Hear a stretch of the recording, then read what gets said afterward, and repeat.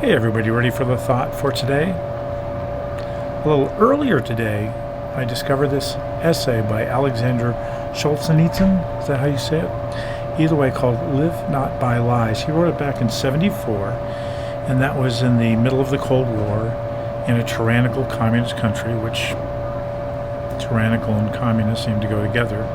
I'd love to read the whole article for you. 5 pages, probably a bit too much, and I already apologize. Probably have more than you might want to listen to, but it's worth. These are awesome things.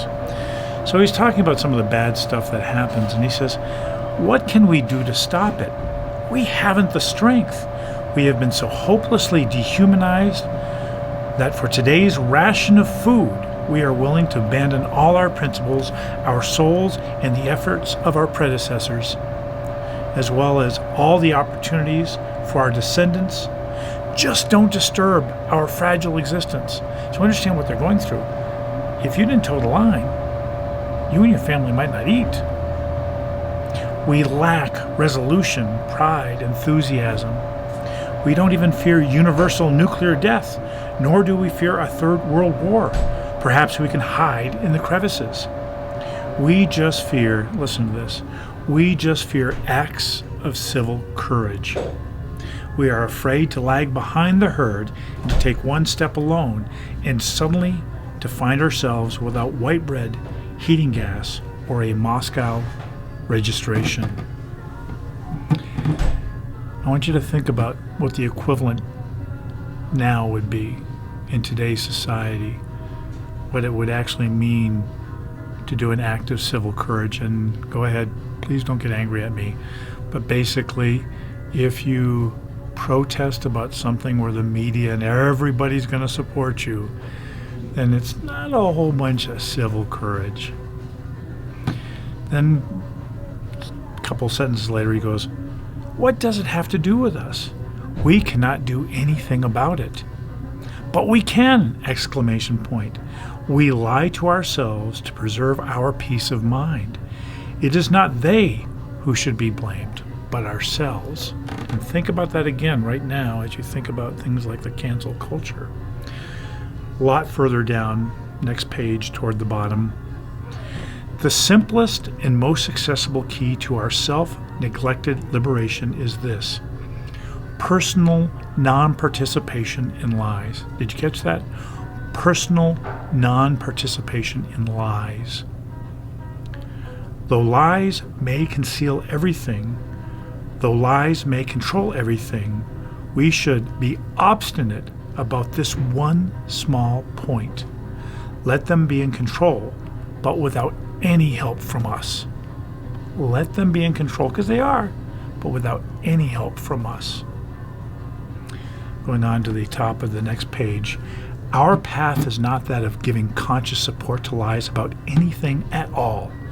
And once we realize where the perimeters of falsehood are, everyone sees them in his own way. Our path is to walk away from this gangrenous boundary. If we did not paste together the dead bones and scales of ideology, if we did not sew together rotten rags, we would be astonished how quickly the lies would be rendered helpless. It would subside. That which should be naked would then really appear naked before the whole world. And then on the last page, 2 parts. The first part, and he who is not sufficiently courageous to defend his soul, don't let him be proud of his progressive, he actually has single air quotes in there, progressive views, and don't let him boast that he is an academician or a people's artist, a distinguished figure or a general. Let him say to himself, I am a part of the herd and a coward. It's all the same to me as long as I am fed and kept warm. This is the very bottom. This is how it ends.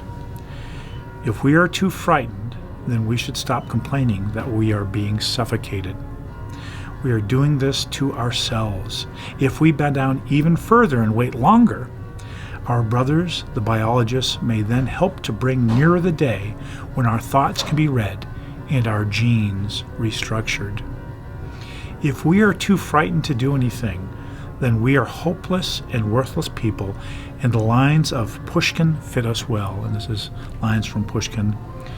What use to the herds, the gift of freedom, or I should say the gifts of freedom, the scourge and a yoke with tinkling bells, this is their heritage, bequeathed to every generation. That was written in Moscow on February 12th, 1974. Think about that. What is your heritage? What is my heritage? Do we really want to buckle under the social media mobs, under the cancel culture? And by the way, both sides. I mean, I do think it happens more often on one side than the other. But don't buckle under. If what you're saying is right, then you should stand up for it. And do not be part of the mob that is acting as a scourge and a yoke with tinkling bells on others. The thought for today, and I know this has been long, thank you for being patient. The thought for today is, live not by lies. Live not by lies. I love you. I'll see you again tomorrow.